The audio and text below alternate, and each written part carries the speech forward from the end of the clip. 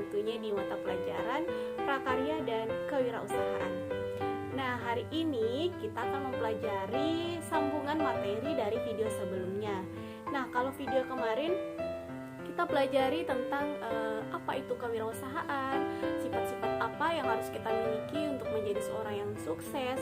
Nah, di video ini kita akan mempelajari bersama bagaimana menjadi seorang wirausahawan yang sukses, khususnya di bidang kerajinan, dengan inspirasi budaya daerah kita atau khususnya budaya yang ada di Indonesia.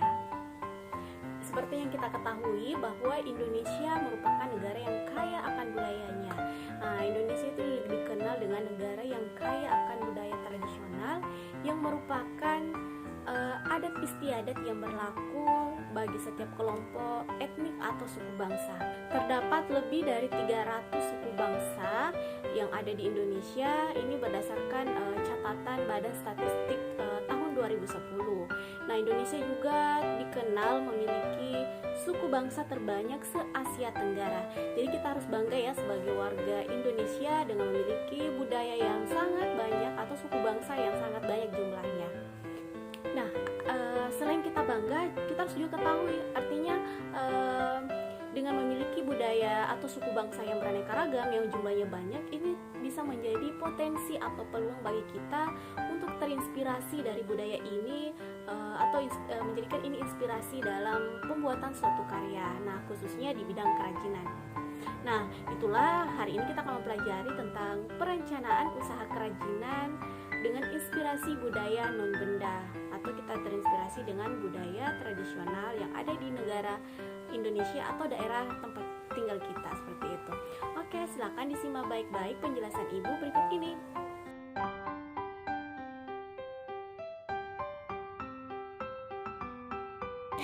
Budaya tradisional dapat dikelompokkan menjadi budaya non-benda dan objek budaya.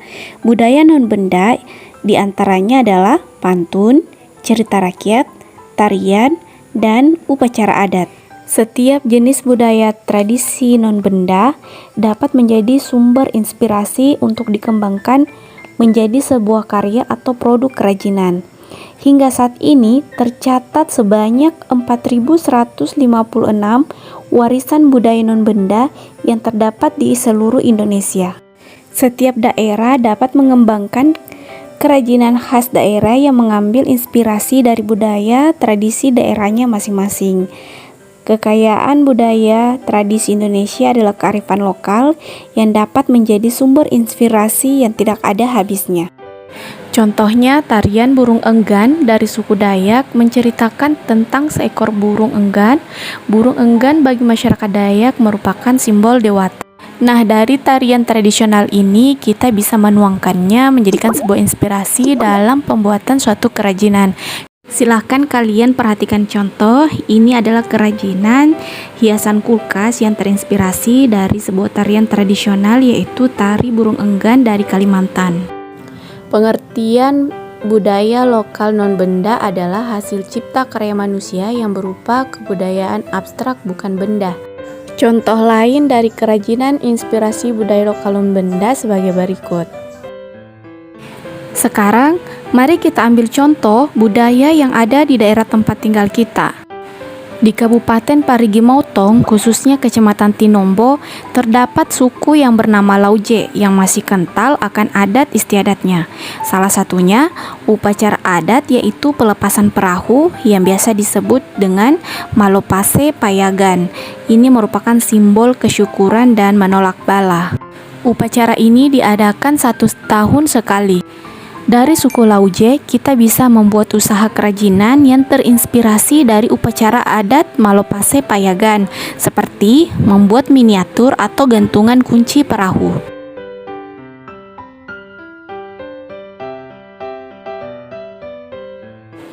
Kegiatan wirausaha didukung oleh ketersediaan sumber daya manusia, material, peralatan, cara kerja, pasar, dan pendanaan. Sumber daya yang dikelola dalam sebuah wirausaha dikenal dengan sebutan 6M, yaitu metode, man, material, money, mesin, dan market. Wirausaha kerajinan dengan inspirasi budaya non-benda dapat dimulai dengan melihat potensi bahan baku. Man and machine adalah keterampilan produksi dan budaya lokal yang ada di daerah setempat. Pasar sasaran dari produk kerajinan inspirasi budaya non-benda tentunya kepada orang-orang yang menghargai dan mencintai kebudayaan tradisional. Sedangkan keuangan atau money, yaitu kemampuan mengatur dalam kegiatan usaha, akan menjamin keberlangsungan dan pengembangan usaha. Jadi kesimpulannya, untuk kemudahan dalam perencanaan usaha kerajinan yang perlu diperhatikan adalah: pertama, menentukan ragam budaya yang akan dijadikan inspirasi. Kedua, berpikir kreatif dan inovatif. Ketiga, menyiapkan bahan baku yang ada di sekitar tempat tinggal.